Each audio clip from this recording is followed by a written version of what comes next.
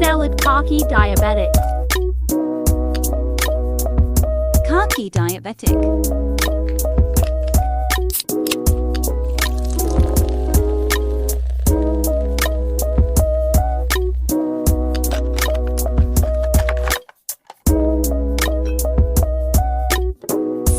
Siri kaki diabetic.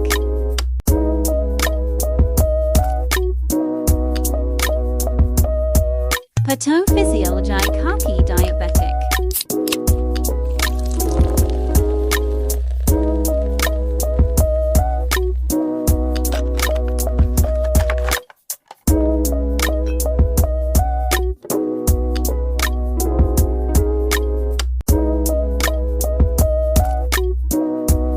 Formula select kaki diabetic.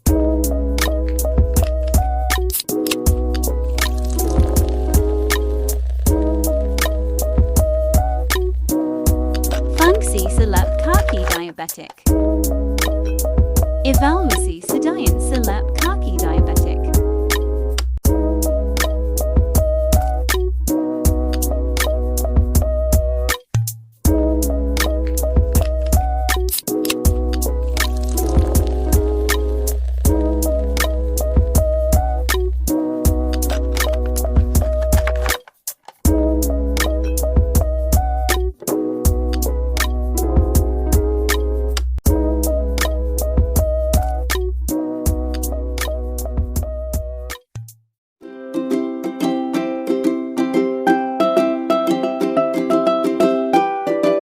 Ulcus decubitus adalah cedera pada kulit dan jaringan di bawahnya akibat tekanan yang berkepanjangan pada kulit. Orang yang paling beresiko adalah yang memiliki kondisi membatasi kemampuan untuk berganti posisi. Luka baring sering terjadi di tumit, pergelangan kaki, pinggul, dan tulang ekor. Patofisiologi dari ulcus decubitus. Faktor yang pertama yaitu adalah tekanan. Tekanan melebihi pada kapiler arteri di atas 30-32 mmHg dan pena sekitar 12 mmHg yang terus-menerus dapat menimbulkan iskemi jaringan, nekrosis, dan ulkus. Yang kedua adalah gaya gesek. Gesekan yang terjadi antara kulit pasien dan permukaan seperti spray, ranjang, kursi roda, dan sebagainya secara terus-menerus akan menyebabkan luka pada kulit pasien. Yang ketiga, kekuatan geser akan berkembang ketika terjadi perlengketan pada kulit yang bergesekan pada permukaan lain. Yang keempat, kelembaban. Lingkungan yang lembab akibat urin, inkontinensia, pekal, maupun drainase luka dapat meningkatkan risiko terjadi peningkatan kerusakan yang disebabkan oleh tekanan, gesekan, dan pergeseran. Dan yang terakhir adalah malnutrisi. Malnutrisi protein dan energi dapat menurunkan aktivitas seluler fibroblast dan memperlambat angiogenesis pada fase proliferasi sehingga nantinya sintesis dari kolagen akan berkurang. Selanjutnya yaitu daerah terjadinya decubitus. Yang pertama pada penderita dengan posisi terlentang pada daerah belakang kepala, daerah tulang belikat, daerah bokong, dan tumit. Yang kedua pada penderita dengan posisi miring yaitu daerah pinggir kepala terutama daun telinga, bahu siku, daerah pangkal paha, kulit pergelangan kaki dan bagian atas jari-jari kaki. Dan yang terakhir pada penderita dengan posisi tengkurap yaitu pada dahi, lengan atas, tulang iga, dan lutut.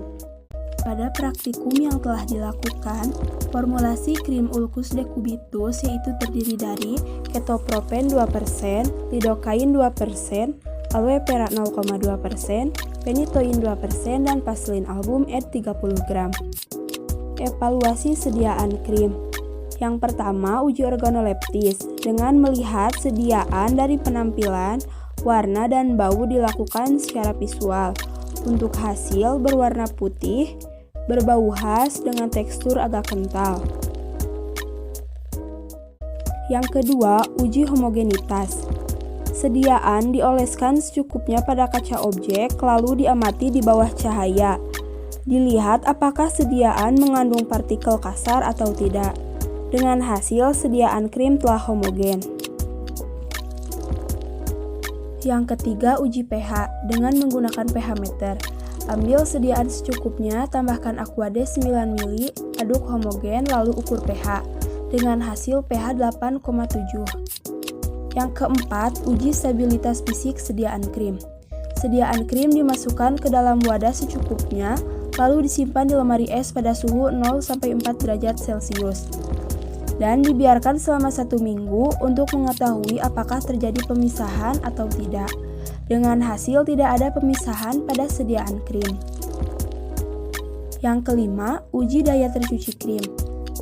Sediaan dioleskan secukupnya pada tangan lalu dicuci di air mengalir. Dicatat volume air yang dibutuhkan sampai tidak ada sisa krim. Dengan hasil volume air yang digunakan sebanyak 160 ml. Dan yang terakhir adalah uji daya menyebar. Diambil sediaan secukupnya, letakkan pada kaca arloji, biarkan 15 menit. Kemudian tutup dengan kaca arloji yang lain. Beri beban 5-30 gram, biarkan 60 detik. Kemudian hitung luas yang diberikan oleh sediaan. Dengan hasil yaitu 3-5 cm. Pencegahan ulkus dekubitus. Pertama yaitu umum, dengan poin A, pendidikan kesehatan tentang ulkus dekubitus bagi staf medis, penderita dan keluarganya. Poin B, pemeliharaan keadaan umum dan higienis penderita. Yang kedua khusus, dengan poin A, mengurangi atau menghindari tekanan luar yang berlebihan pada daerah tubuh tertentu. Poin B, pemeriksaan dan perawatan kulit dilakukan 2 kali sehari, pagi dan sore, tetapi dapat lebih sering pada daerah yang berpotensi terjadi ulkus dekubitus. Pengobatan ulkus dekubitus, yang pertama dengan mengurangi tekanan, dengan cara sering berganti posisi dan menggunakan permukaan yang mendukung. Yang kedua, membersihkan luka dan mengganti perban. Jika kulit yang mengalami ulkus masih utuh, bersihkan dengan pembersih berbahan lembut dan menepuk-nepuknya perlahan hingga kering. Luka terbuka dibersihkan dengan air atau cairan garam setiap kali perban diganti. Yang ketiga, mengangkat jaringan yang rusak atau mati. Mengangkat jaringan dapat dilakukan dengan berbagai cara. Misalnya membilas luka dengan air atau memotong jaringan yang rusak maupun mati.